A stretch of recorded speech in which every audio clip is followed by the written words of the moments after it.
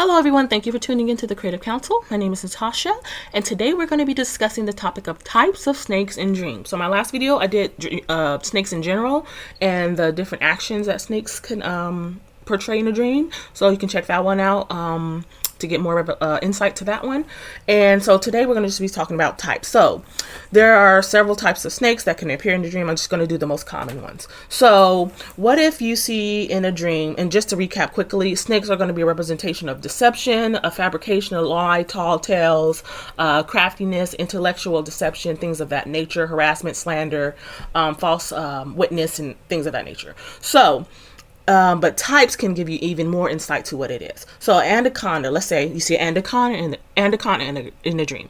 So where do anacondas live? They live near riverbanks, right? They live near moving waters, right? And they are huge. They are long, right? And they're constricting snakes. So that is going to be a representation of a spirit, a demonic spirit that is geared specifically towards the church. Why is it the church? Because a river is a representation of the move of God, is a representation of revival and the outpouring of God. So if it's an anaconda in a river or by a river, it is an attack or something trying to hinder the outpouring or the what God is trying to do within even a region or a space in His church. So that's what an anaconda does. It tries to choke the life out, squeeze the breath. What is the breath? Spirit, right? Holy Spirit tries to squeeze the spirit out of a person or out of a church, out of a movement. So that's what an anaconda is going to represent in a dream. Now, what about if you see a python? A python is also another constricting type of snake. So now that's going to be a demonic spirit that is set. It could be against an individual person trying to choke the life out of them. Remember, it's always trying to steal your life source, which is your breath. Now, a python spirit is also going to always be linked to divination or witchcraft, because the objective of it is to deceive, so that it can come in and kind of take over, like Simon the sorcerer did in the Bible and Book of Acts. So that spirit of divination was trying to come in, pretend it was with Paul or the disciples and the apostles, so that it could take over that region once they left. So it was going to use deception to do that. Now, the objective is to, like I said, silence you or silence a person and take their breath. And it can also just be a representation of python of lies and deception and even belief systems and ways of thinking that you are surrounded by that is choking or trying to or about to choke the life out of you. So usually it's dealing with false teaching, doctrine, things of that nature, but it's tied to witchcraft, and it came in through witchcraft, sorcery, and things tied to that. Now, what if it is a tree snake? Okay, so a tree snake, where do they live? In trees, obviously. What are trees representation of? Well, trees are representation of leadership, right? Nebuchadnezzar, remember in his dream, he dreamt that there was a tree, and there was a representation of him, his kingdom.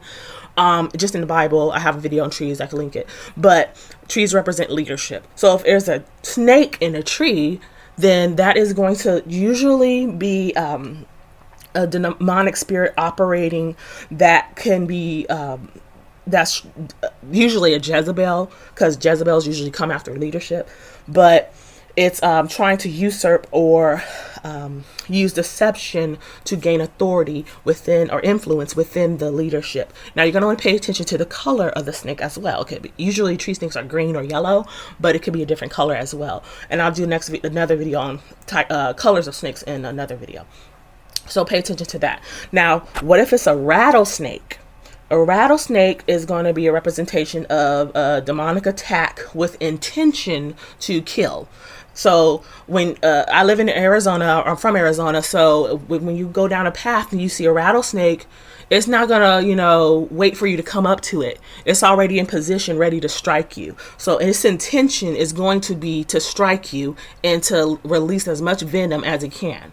So in a dream, if you're seeing rattlesnakes, their intention is not to just, bite. They have a deadly intention to kill, to strike and to kill. So that is, and it could be, an attack to try to kill your a dream, a vision, to try to kill physically you. But you want to definitely deal with that and take it to the Lord and, confront that thing. Ask God what it is specifically, confront it.